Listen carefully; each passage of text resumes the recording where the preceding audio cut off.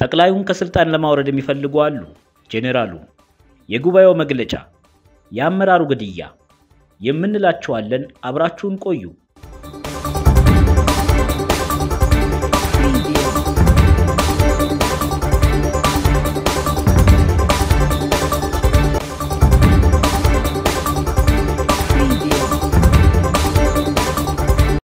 ትላንት ሌሊቱን ጀምሮ በብዛት ያለው ሰራዊትና መትረየስ የጫኑ የፓትሮል መኪኖች በመቀሌ ከተማ በከፍተኛ ሁኔታ እንቅስቃሴ እያደረጉ እንደሚገኙ ዘገባዎች አመልክተዋል።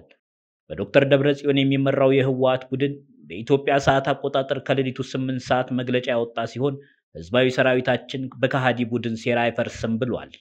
ህወሓት በመግለጫው የጊዜያዊ አስተዳደር ፕሬዝዳንትን ጨምሮ ብሔራዊ ክህደት የፈጸሙና እየሰሩ ያሉ አመራሮችን በማባረር በጊዜያዊ አስተዳደር ውስጥ ያላቸው ውክልና አንስቻለሁ ያለ ሲሆን ነገር ግን ጊዜያዊ ፕሬዝዳንቱና ሌሎች የቡድኑ አባላት ከህግና ስርዓት ውጪ ጸረ ህዝብ ተግባራቸውን ቀጥለዋል ብለዋል። የህዝባችንን አንድነት በማደፍረስ የትግራይን ሁለንተናዊ አቅም በማዳከም ብሔራዊ ክህደት እየፈጸመ ያለው የቀድሞ ጊዜያዊ አስተዳደር ፕሬዝዳንት አሁን በትግራይ ህዝብ ላይ የታወጀውን የዘር ማጥፋት ለመፋለም የተደራጀውን የትግራይ ሰራዊት ለመበተን ድርጊቱን አጠናክሮ ቀጥሏል ብለዋል።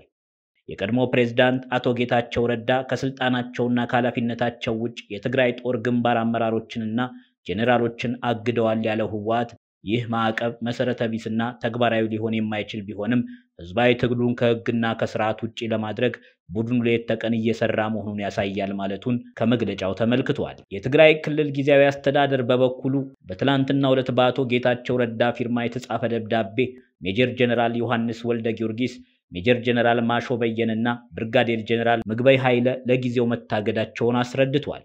መጋቢት 1 ቀን 2017 ዓ.ም የተጻፈው ይህ የእግድ ደብዳቤ እንደሚያስረዳው ሶስቱ ከፍተኛ ሰራዊት አመራሮች የታገዱት ከመንግስት ውሳኔ ውጪ መላ ህዝባችንና ወጣቱን ወደ ግርግር የጸጥታ ኃይላችንን ወደ እርስ በርስ ግጭት ብሎም ህዝባችንን ወደማይወጣበት አዘቅት የሚያስገባ አደገኛ እንቅስቃሴ አልቆመም በሚል ነው። ጊዜያዊ አስተዳደሩ በሶስቱ ከፍተኛ የሰራዊት አመራሮች ላይ የእግድ ውሳኔውን ያስተላለፈው በዚህም ምክንያት መሆኑን ተጠቅሷል። ይህ ሁኔታ ስርዓት ባለው አካሄድ መግባባት እስኪደርስበት ድረስ ከፍተኛ የጦር መኮንኖቹ ከሰራዊት ግንባር የማዘዝ ኃላፊነታቸውን ላልተወሰነ ጊዜ ታገዱ መሆኑን አቶ ጌታቸው በደብዳቤያቸው አስታውቀዋል። ለነዚህ ከሰራዊቱ አዛዥነታቸው ላልተወሰነ ጊዜ ታገዱት አመራሮች በየግላቸው የተጻፈው ደብዳቤ የክልሉ ሰላምና ጸጥታ ኃላፊ እንዲሁም የትግራይ ኃይል አዛዥ ሌተናል ጄኔራል ታደሰ ወረደ እንዲያውቁት ግልባጭ ተደርጓል።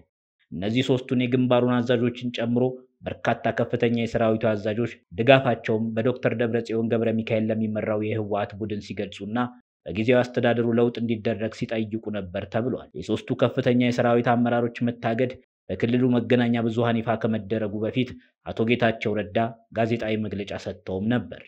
በዚህ መግለጫቸው የትግራይ ሰራዊት አዛዦች ለአንድ ቡድን ወግነዋል ሲሉ ወንጅለዋቸዋል። ባለፈው ጥር 15 ቀን 2017 ዓ.ም በርካታ የትግራይ ሰራዊት ከፍተኛ አመራሮች ስብሰባ ካደረጉ በኋላ በትግራይ ጊዜያዊ አስተዳደር ላይ ለውጦች እንዲደረጉ በመግለጫው ጠይቀው ነበር። የክልሉ ጊዜያዊ አስተዳደር በአዲስ እንዲዋቀር ወስነናል ያሉት የትግራይ ሰራዊት አዛዦች መፈንቅለ መንግስት አውጀዋል ሲል የፕሬዝዳንት ጌታቸው ረዳ ጽሕፈት ቤት በወቅቱ መክሰሱ ይታወሳል። የትግራይ ሰራዊት ከፍተኛ አመራሮች በዚሁ የአቋም መግለጫቸው ላይ በዶክተር ደብረጽዮን ለሚመራው የህወሓት ጎራ ዕውቅና መስጠታቸው ይታወሳል። በተለይ ባለፈው ዓመት ነሐሴ ወር በተካሄደው 14ኛ የድርጅቱ ጉባኤ በኋላ ለሁለት በተከፈሉት የህወሓት አመራሮች መካከል በሊቀመንበሩና በምክትሉ የሚመሩ ሁለት ወገኖች ለወራት በከፍተኛ አለመግባባትና መካሰስ ውስጥ ቆይተዋል። ይህ በህወሓት ፖለቲካዊ አመራሮች መካከል የቆየው ውዝግብ ለወራት በገለልተኝነት የቆዩት የትግራይ ወታደራዊ አመራሮች አብዛኞቹ በዶክተር ደብረጽዮን ለሚመራው ወገን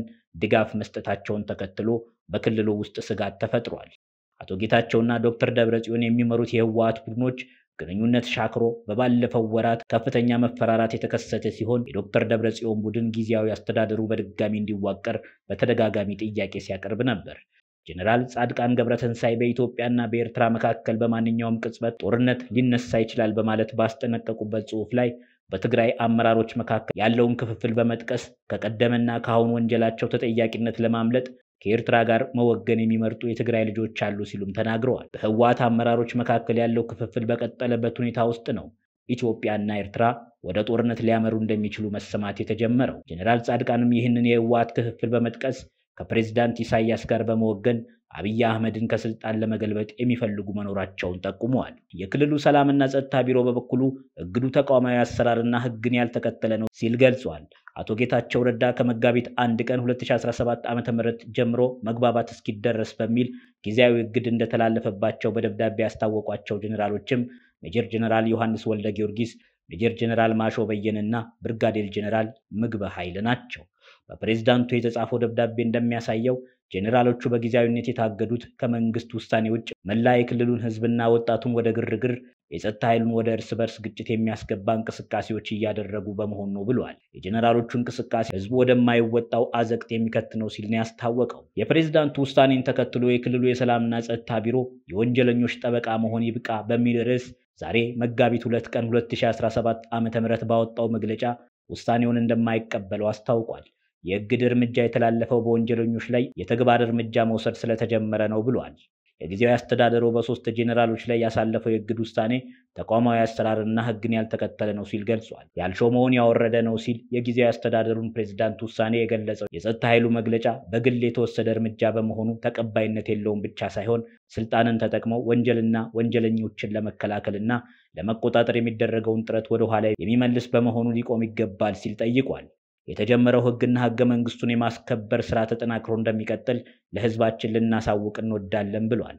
በተመሳሳይ በዶክተር ደብረጽዮን ገብረ ሚካኤል የሚመራው ህወሓት ባወጣው መግለጫ የጊዜያዊ አስተዳደሩ የፕሬዝዳንት ውሳኔ ህገ ወጥ ሲል ኮንኗል።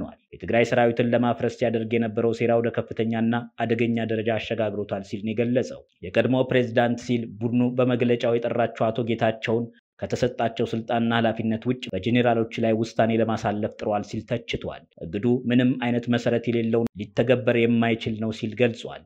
የሰራዊቱ የእዝ ሰንሰለት በባህሪው ለቅጽበት እንኳን ሊቋረጥ አይገባውም ያለው የቡድኑ መግለጫ የግንባር መሪዎችን አግጃለሁ ማለቱ በራሱ ሆን ተብሎ ተገላጭነትን እንዲጨምር የሚያደርግ የትግራይን ሉዓላዊነትና የህዝቡን ደህንነት አደጋ ላይ ለመጣል ያለመ ክህደት ነው ሲል አስታውቋል። ጄኔራል ጻድቃን ገብረተንሳይ በኢትዮጵያና በኤርትራ መካከል በማንኛውም ቅጽበት ጦርነት ሊነሳ ይችላል በማለት ያስጠነቀቁት የትግራይ ክልል ጊዜያዊ አስተዳደር ፕሬዝዳንት አቶ ጌታቸው ረዳም በኢትዮጵያና ኤርትራ መካከል በግልጽ የሚታይ መቃቃር አለ፣ የኔ ስጋት ይህ ከቃላት አልፎ ወደ ጦርነት እንዳያድግ ነው ብለዋል። ጦርነቱ ለቀጠናውም ዳፋ እንደሚሆንም ጄኔራል ጻድቃን በእንግሊዝኛ ባስነበቡት ጽሑፍ አስታውቀዋል። በሁለቱ ሀገራት መካከል የሚደረግ ጦርነት በሁለቱም ወገኖች እንደሚባለው አጭርና ወሳኝ እንደማይሆን የገለጹት ጄኔራል ጻድቃን ለቀጠናው አውዳሚ እንደሚሆን ጠቅሰዋል። ጦርነቱ ሲያከትም አሁን የምናውቀው የሀገራቱ ጂኦግራፊ ይለወጣል፣ በአፍሪካ ቀንድና ከቀይ ባህር አሻግሮም ጉልህ የፖለቲካ አስተላለፍ ለውጥ ያስከትላል ብለዋል። በትግራይ ጊዜያዊ አስተዳደር ውስጥ በምክትል ፕሬዝዳንት ማዕረግ ያልተማከለ አስተዳደርና ዲሞክራታይዜሽን ካቢኔ ሴክሬታሪያት ኃላፊ የሆኑት ሌተናል ጄኔራል ጻድቃን ገብረተንሳይ በኢትዮጵያና በኤርትራ መካከል የሚቀሰቀሰው ጦርነት የሱዳንና የቀይ ባህር ደህንነት ላይ በቀጥታ ተጽዕኖ ያሳድራል ብለዋል። በጦርነቱ ማዕከላዊ የምትሆነው በደንብ የሰለጠና ልምድ ያካበተ ከፍተኛ ወታደር ቁጥር ያላት ትግራይ ናት ሲሉም አክለዋል። በኢትዮጵያና በኤርትራ መካከል ያለው ግንኙነት መሻከር ከጊዜ ወደ ጊዜ እየተባባሰ መጥቶ በቅርብ ሳምንታት ውስጥ የግጭት ስጋት እንዳለ ከተለያየ አቅጣጫ ሲሰማ ቆይቷል። በተለይም የቀድሞው የኢትዮጵያ ፕሬዝዳንት ዶክተር ሙላቱ ተሾመ በአልጀዚራ ላይ ያስነበቡት የኤርትራውን ፕሬዝዳንት ኢሳያስ አፈወርቂን በቀጠናው ለሚፈጠር ተጠያቂ የሚያደርግ ጽሑፍን ተከትሎ በሁለቱ ሀገራት መካከል ያለው መካረር ተባብሷል። የኤርትራው የማስታወቂያ ሚኒስቴር አቶ የማነ ገብረ መስቀል ለዚህ ጽሑፍ ምላሽ ኢትዮጵያ ኤርትራን እየተነኮሰች እንደሆነ የሚከስ ጽሑፍ በኤክስ ገጻቸው ሰጥተዋል። ከፕሪቶሪያው ስምምነት በኋላ በኢትዮጵያና በኤርትራ መካከል ያለው ግንኙነት እንደሻከረ ጠቋሚ ምልክቶች ቢኖርም ከሁለቱም ሀገራት በኩል በይፋ የተባለ ነገር አልነበረም። በሰሜን ኢትዮጵያው ጦርነት የኤርትራ ጦር ከኢትዮጵያ ፌዴራል መንግስት ጎን መሰለፉ አይዘነጋም። ጄኔራል ጻድቃን ትግራይ ከዚህ ጦርነት መራቅና ሰላም እንዲሰፍን እንደምትሻ በጽሑፋቸው ገልጸዋል። ለሰላም ያለው እድል እየጠበበ ቢሆንም ወደ ግጭት ላለመግባት ሁሉንም መንገዶች መጠቀም እንደሚያሻ ተናግረዋል። ከፕሪቶሪያ ስምምነት በኋላ በሁለቱ ሀገራት መካከል ያለው ግንኙነት መጠልሸቱን በማስታወስ ጦርነት አይቀሬ መሆኑን ጄኔራሉ ጠቅሰዋል። እየመጣ ባለው ጦርነት ምክንያት ትግራይ ከአካባቢያዊ ፖለቲካ፣ ታሪክና ባህልም አንጻር ስጋት ውስጥ እንደሆነች የተናገሩት ጄኔራሉ የኔ ምርጫ ትግራይ ለሰላም ጥሪ እንድታደርግ ነው፣ ብዙ ተሰቃይተናል ብለዋል። ሆኖም ግን መሪዎች ከድርድር ይልቅ ጦርነትን በሚመርጡበት ወቅት በኢትዮጵያና በኤርትራ መካከል ለሚኖረው ጦርነት የጦር አውድማ ትግራይ እንደምትሆን ስጋታቸውን በጽሑፋቸው አስተጋብተዋል። ትግራይ በአፍሪካ ቀንድ ባላት ቦታ እንዲሁም ከአማራና አፋር ክልሎች ጋር አዋሳኝ መሆኗ ለሌሎች ሰዎች ጦርነት አስፈላጊ ያደርጋታል ብለዋል። የትግራይ ክልል ጊዜያዊ አስተዳደር ፕሬዝዳንት አቶ ጌታቸውም አሁን ያለው ሁኔታ ወደ ጦርነት እንዳያድግ ማለታችን ብቻ ጦርነትን ስለማያስቀር ትግራይ አስፈላጊ ወዳልሆነ ጦርነት ሳትፈልግ እንዳትገባ ማድረግ እንደሚያስፈልግ ገልጸዋል። ለጊዜው አቅማችን የሚፈቅደው ይሄን ነው የሚል እምነት አለኝ ብለዋል አቶ ጌታቸው። ከ2 ዓመት በፊት ከኤርትራ ጋር ግንኙነት ተጀምሮ እንደነበር የጠቀሱት የጊዜያዊ አስተዳደሩ ፕሬዝዳንት እስከ ባለፈው ዓመት ነሐሴ ድረስ ግንኙነቱ ጥሩ እንደነበር ጠቅሰዋል። በዚህ ግንኙነት ግን ከገሌ አንጻር የሚል ግንኙነት የመፍጠር ፍላጎት የለኝም። የኤርትራ መንግስት ከነሙሉ ጥፋቱ በትግራይ ህዝብ ላይ ከፈጸመው ሁሉም አይነት ጥፋት ጋር ሰላም የመፍጠር ፍላጎት አለን ብለዋል። የኤርትራ መንግስትን የወራሪነት ባህሪ አስተውያለሁ፣ እንደ ኢትዮጵያና ሱዳን ያሉ ሀገራትን እንደመጠቀሚያ ያደርጋል ያሉት ጄኔራል ጻድቃን የኤርትራን መንግስት ፍላጎት እንደ እስራኤል አይበገሬ፣ እንደ ሲንጋፖር የበለጸገ፣ እንደ ዴንማርክ ጤናማ መሆን ሲሉ ገልጸውታል። ይህንን ፍላጎት ኤርትራ ባላት ሀብት ከማሳካት ይልቅ ከመረብ ወንዝ በስተደቡብ ካሉ ወንድሞች ጋር ግጭት ውስጥ በመግባት ለማሳካት ይሞክራሉ ሲሉ ፕሬዝዳንት ኢሳያስን ከሰዋል። ኢሳያስና ተከታዮቹ ለህልማቸው ዋነኛ መሰናክል ትግራይ ናት። ከዚህ ቀደም በነበረው ጦርነት የትግራይን ህዝብ ለማጥፋት ሞክረዋል። ትግራይ አሁንም የህልውና አደጋ ውስጥ ናት ሲሉ አክለዋል። በትግራይ አመራሮች መካከል ያለውን ክፍፍል የጠቀሱት ጄኔራል ጻድቃን ከቀደምና ከአሁንም ወንጀላቸው ተጠያቂነት ለማምለጥ ከኤርትራ ጋር መወገን የሚመርጡ የትግራይ ልጆች አሉ ሲሉም ተናግረዋል። በህወሓት አመራሮች መካከል ያለው ክፍፍል በቀጠለበት ሁኔታ ውስጥ ነው ኢትዮጵያና ኤርትራ ወደ ጦርነት ሊያመሩ እንደሚችሉ መሰማት የተጀመረው። ጄኔራል ጻድቃንም ይህንን የህወሓት ክፍፍል በመጥቀስ ከፕሬዝዳንት ኢሳያስ ጋር በመወገን አብይ አህመድን ከስልጣን ለመገልበጥ የሚፈልጉ መኖራቸውን ጠቁመዋል። የትግራይ ክልል ጊዜያዊ አስተዳደር ፕሬዝዳንት አቶ ጌታቸው በበኩሉ አሁን ያለው ፍላጎት ግን እገሌ ማለት አልፈልግም፣ ከኤርትራ ጋር የተገናኙ እንዳሉ አውቃለሁ ሲሉ ተናግረዋል። አያይዘውም በግል ነው በተደራጀ መልኩ የሚለውን ለጊዜው ትተን አሁን ሁሉም የሚፎክርበት ሁኔታ ነው ያለው፣ ስርዓት ያለው ነገር እየተፈጠረ ስላልሆነ ከፋኖ ጋር ከገሌ ጋር ግንኙነት ጀምሬያለሁ የሚል ብዙ ነው ብለዋል። ጊዜያዊ አስተዳደሩ ከፌዴራል መንግስቱ ጋር ያለውን ግንኙነት ተፈናቃዮችን መመለስን የሚመለከት ነው ያሉት አቶ ጌታቸው ኤርትራን ማጥቃት የሚል አጀንዳ ማንሳት አልችልም፣ ግን የማይቀር ነገር አለ። የኢትዮጵያና የኤርትራ መንግስት ግጭት ውስጥ ከገቡ በጸሎት ብቻ እንደማንድን አውቃለሁ ሲሉ አክለዋል።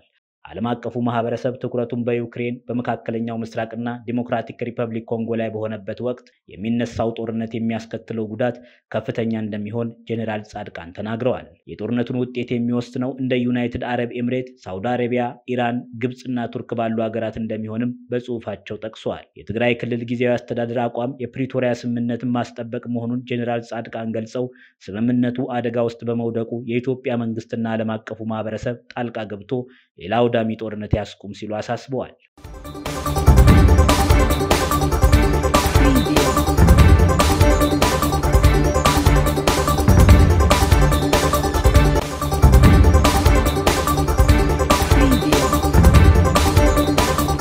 የኢትዮጵያ ሃይማኖት ተቋማት ጉባኤ ከሰሞኑ በእስልምናና በኦርቶዶክስ ሃይማኖት አማኞች ነን ባዮች መካከል የሁለቱን ሃይማኖት የአብሮነት እሴት በሚያንቋሽሽ መልኩ በማህበራዊ ሚዲያ የሚለቀቁ አንዳንድ አስተያየቶች እንዳሳዘኑት ዛሬ መጋቢት 2 ቀን 2017 ዓ.ም በሰጠው መግለጫ አስታውቋል።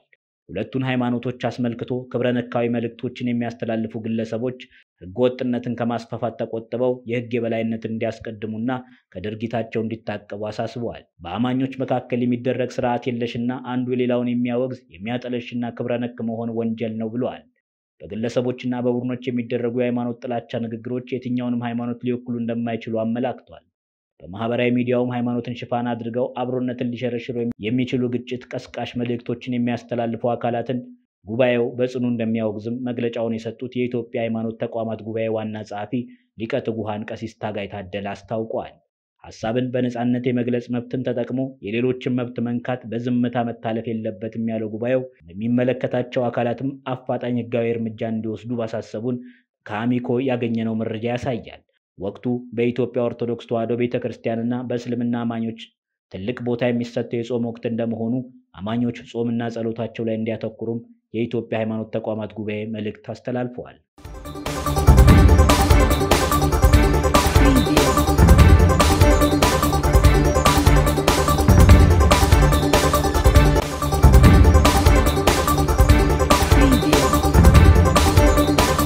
የደቡብ ወሎ ዞን ወረባቦ ወረዳ ዋና አስተዳዳሪ መገደላቸው በሰበር ተሰምቷል። የአማራ ፋኖ በወሎ ቤተ አማራ የምስራቅ አማራ ኮር 1 ባለሽርጡ ክፍለ ጦር 4ኛ ሻለቃና የልጅ ኢያሱ ኮር ራሳሊ ክፍለ ጦር 1ኛ ሻለቃ የወረባቦ ወረዳን ዋና አስተዳዳሪና ሌሎች የወረዳው አመራሮች ከናጃቢዎቻቸው ላይ እርምጃ መውሰዱን ገልጿል። የደቡብ ወሎ ዞን ወረባቦ ወረዳ ዋና አስተዳዳሪ ፈንታው ከበደ ጨምረው ሌሎች አመራሮች በተፈጸመባቸው ጥቃት መገደላቸው ነው በሰበር የተሰማው።